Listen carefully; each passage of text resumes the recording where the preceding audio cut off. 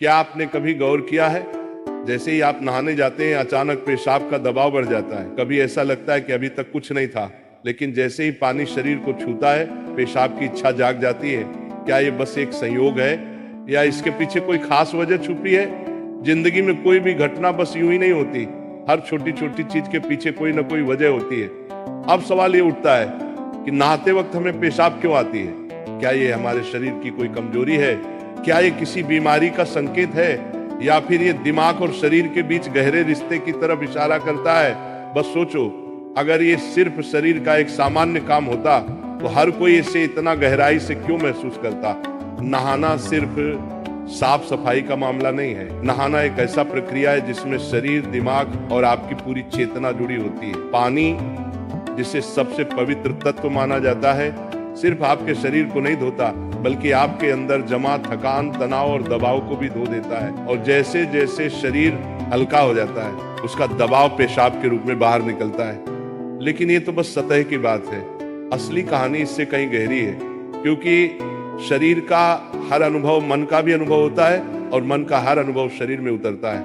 तो जब आप नहाते हैं ये सिर्फ एक जैविक प्रक्रिया नहीं है, ये आपके मन और शरीर के बीच एक बातचीत है। अब सोचो, जब पानी तुम्हारे शरीर को छूता है तो क्या होता है? तुम्हारी त्वचा के हर रोम छिद्र में हलचल मच जाती है, तंत्र का तंत्र सक्रिय हो जाता है। ठंडक या गर्म पानी का एहसास दिमाग को ये बताता है कि शरीर को कुछ छोड़ने की जरूरत है और उसका पहला तरीका पेशाब करना होता है। लेकिन ये पूरी सच्चाई नहीं है, क्योंकि अगर ये सिर्फ ठंडे पानी का असर होता तो फिर जब हम गर्म पानी से नहाते हैं तो ये क्यों होता? अगर ये सिर्फ मूत्राशय की वजह से होता तो नहाने से पहले ये क्यों नहीं होता और पानी गिरते ही अचानक क्यों होता है? यही वो राज है जो लोगों को हैरान कर देता है।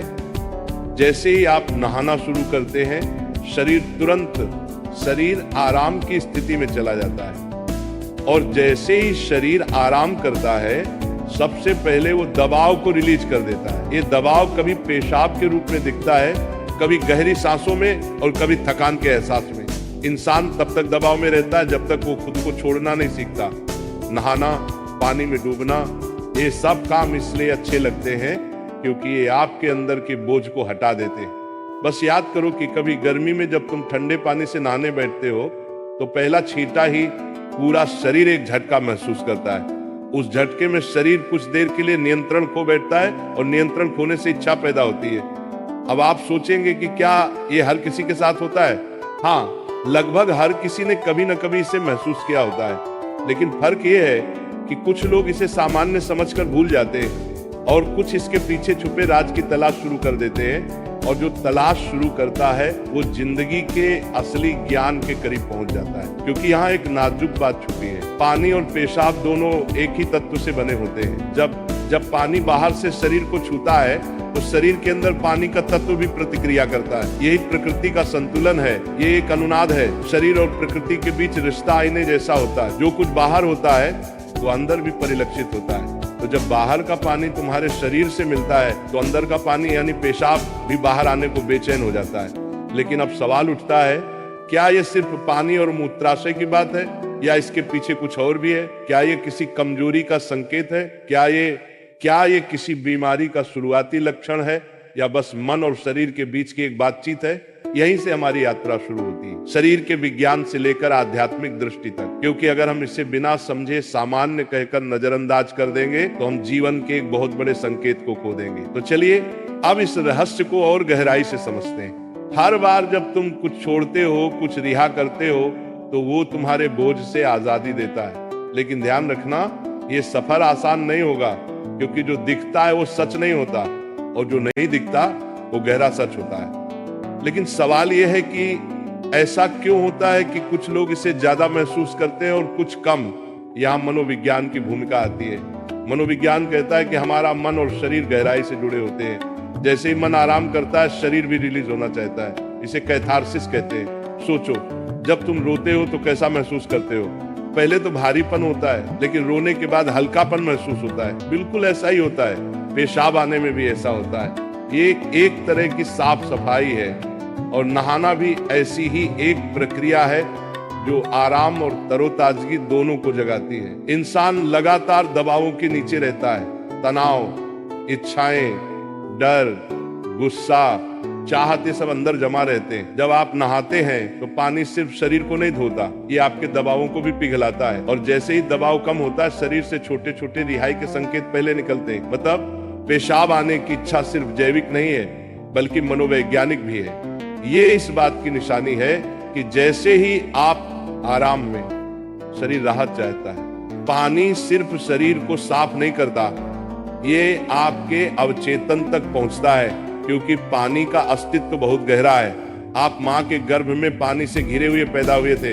आपके पहले अनुभव पानी से जुड़े होते हैं, इसलिए जब भी पानी आपको छूता है, आपका अवचेतन सक्रिय हो जाता है। इसीलिए नहाना इतना सुखद लगता है। इसीलिए पानी में डूबना, किसी झील या समुद्र के किनारे बैठना इतना आरामदायक होता है। और इसीलिए जब भी शरीर पानी से टच करता है तो वह तुरंत राहत चाहता है, क्योंकि ये उसकी सबसे पहली अनुभूति होती है। हर बार जब पानी तुम्हें छूता है तो गर्भाशय का अनुभव वापस आ जाता है। गर्भ में तुम पूरी तरह आराम में थे, कोई तनाव नहीं, कोई दबाव नहीं। पानी का माहौल और राहत पाने का एहसास ही वजह है कि नहाते वक्त पेशाब आना स्वाभाविक होता है। लेकिन अब एक सवाल बचता है, क्या नहाते वक्त पेशाब आने की इच्छा सिर्फ एक सामान्य रिफ्लेक्स है, या ये किसी बीमारी का संकेत भी हो सकता है?